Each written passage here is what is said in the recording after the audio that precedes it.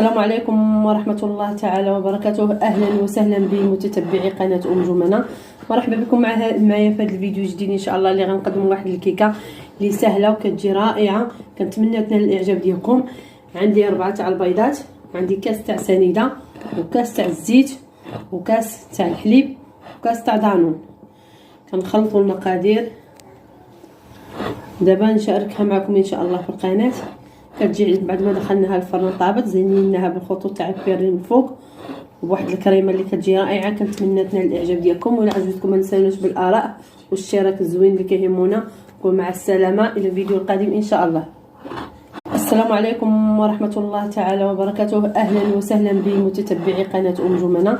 مرحبا بكم معايا في هذا الفيديو الجديد إن شاء الله، اللي غنقدم واحد الكيكة اللي سهلة وكتجي رائعة. كنتمنى تنال الإعجاب ديالكم. عندي 4 تاع البيضات، عندي كاس تاع سنيدة، وكاس